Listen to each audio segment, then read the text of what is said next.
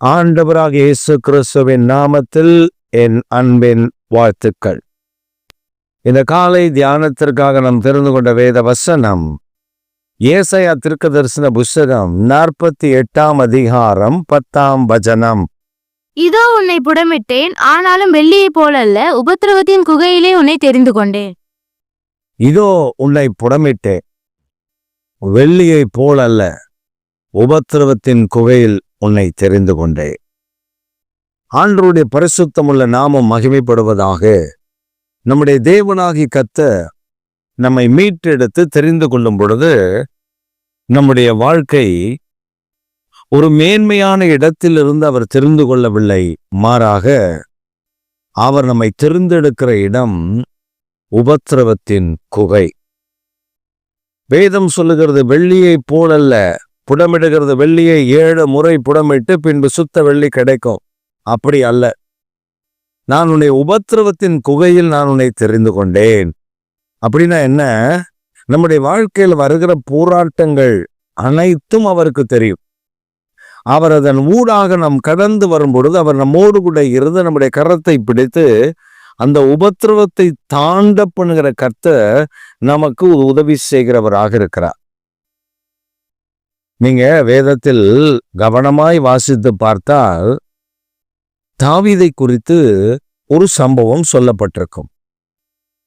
தாவீதுடைய வாழ்க்கையில் தேவனாகிய கர்த்தர் அவனை அபிஷேகம் பண்ணினார். சின்ன வயது இளைஞனாய் இருந்த பொழுதே ஆண்டவருடைய அபிஷேகம் அவன் மேல் இறங்கி வந்தது. சாமுவேல் மூலமாக எண்ணெயினால் அவன் ராஜாவாக அபிஷேகம் பண்ணப்பட்டார். ஆனால் அந்த அபிஷேகத்தின் வல்லமை அவனுக்குள் நிலைத்திருந்தது. ஆனால் சிங்காசனம் அவனுக்கு கிடைக்கவில்லை. மாறாக சவுல் தன்னுடைய மூத்த மகளை திருமணம் செய்து வைக்க வேண்டும் என்று விரும்புவதாக தன் சேவகர்களிடத்தில் சொல்லி அனுப்புகிறான். சேவகர்களும் தாவீதினிடத்தில் அதை அறிவிக்கிறார்கள். தாவீதுக்கு எப்படி நான் ராஜாவுக்கு மருமகன் ஆக முடியும் என்று அவன் தள்ளின பொழுது மூத்தவளை திருமணம் செய்து கொடுத்து விட்டான். மீகால் இளையவளை திருமணம் செய்ய வேண்டும் என்று தாவீதுக்கு மீகாலை பிடிக்கும் என்று அறிந்து அதற்கு பரிசமாக 100 பெலிஸ்தருடைய நுனித்தோள்கள் எனக்கு வேண்டும் என்று அதே சிப்பாய்களிடத்தில் சொல்லி அனுப்புகிறான். அவர்கள் வந்து சொன்ன பொழுது தாவீது அவ்வளவுதானே அப்படின்னு இவன் புறப்பட்டு போய் 200 நுனித்தோள்களை 200 பெலிஸ்தர்களை கொண்டு அவர்கள் நுனித்தோள்களை வெட்டி கொண்டு வந்து அதை சவுலிடத்தில் எண்ணி கொடுக்கிறான்.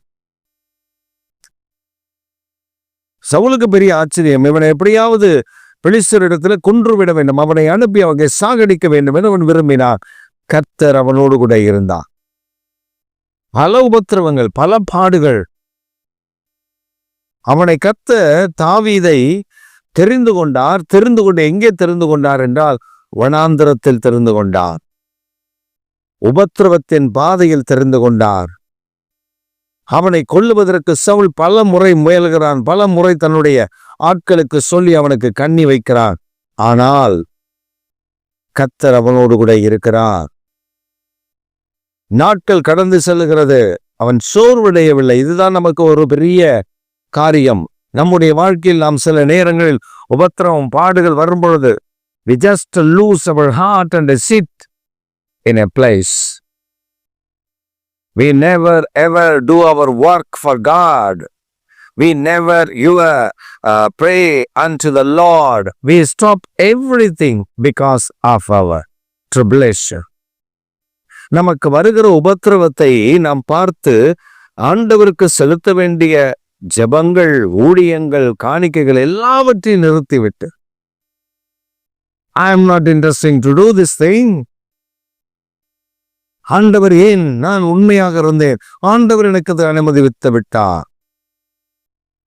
When he chosen his people, if you are chosen one, you have to pass through some affliction, some tribulation, something different in this world. At last, When Psalm number 66 it says, சங்கீதம் 66 என்ன சொல்லுகிறது? என் தலையின் மேல் மனிதர்களை ஏறி போக பண்ணீர், என் நெடுப்புகளின் மேல் வருத்தமான பாரத்தை சுமத்தினீர், தீயையும் தண்ணீரையும் கடந்து வந்தோம். At last you bring me in a green and pastoral land to worship your name. என்னை எங்கே கொண்டு வந்தீர்? செழிப்பான இடத்துல என்னை கொண்டு வந்து வைத்தீர். That is what our God.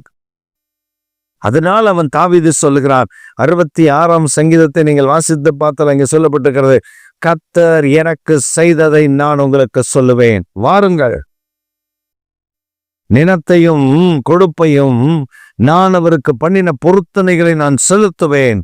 Our கீழ்ப்படிதலை விரும்புகிறவர். Because God chosen David for his work, he obeyed in all his ways. Tonight, God wants you to obey his word, obey God's doings in your life. தேவனாகிய கர்த்தர் உங்களிடத்தில் விரும்புகிறது என்ன தெரியுமா? தேவனுக்கு கீழ்ப்படியும் அவருடைய காரியத்தில் அவருக்கு கீழ்ப்படிந்து நடக்க வேண்டும் என்று அன்னொரு விரும்புகிறார். நடந்து பாருங்கள், சிங்காசனம் உறுதி. நடந்து பாருங்கள், உயர்த்தி வைக்கிறது உறுதி. நடந்து பாருங்கள், கர்த்தர் உங்களுடைய வாழ்க்கையில பாடுகள், இத்தனை ஆண்டு பாடுகள், இத்தனை காரியங்கள் என்று நீங்கள் நினைக்கிறீர்கள். இல்லை. All things change in a day. ஒரே நாளில் சகலமும் மாற்றப்படும். தாவீது வனாந்தரத்தில் இருந்தார். யூதாவின் பட்டணத்தார் அவனை அடைத்து அனுப்பினார்கள். David, come and rule over us. Be a king for us. யூதர்கள் அடைத்தார்கள். வந்தான். அங்கே அவர்களுக்கு ராஜாவாக இருந்தார். மற்ற கோத்திரத்தார் எல்லாம் சவுலின் மகனை தனக்கு ராஜாவாக வைத்துக் கொண்டிருந்தார்கள். நாட்கள் வந்தது, சமஸ்த இஸ்ரவேலுக்கும் தாவீதை ராஜாவாக ஏற்படுத்தினார். இதுவரை தாவீது தாவீது தாவீது என்று சொல்லப்பட்ட அவனுடைய தாவீது என்கிற வார்த்தை, the Bible says, ஆண்டவருடைய வேதம் நமக்கு சொல்லுகிறது, God changed its name like King David. தாவீது ராஜா என்று அழைக்கப்பட்டார். அவன் பெரிய செழிப்புள்ளவனாய் மாற்றப்பட்டார். இந்த காலை வேளையில், if you are in your tribulation, if you are going through some problems, don't give up yourself. Be stand straight for your God. He will surely lift your name. He will surely bless you, and he surely fulfill whatever the promise he given to you. அவர் உங்களை நிச்சயம் உயர்த்துவார்.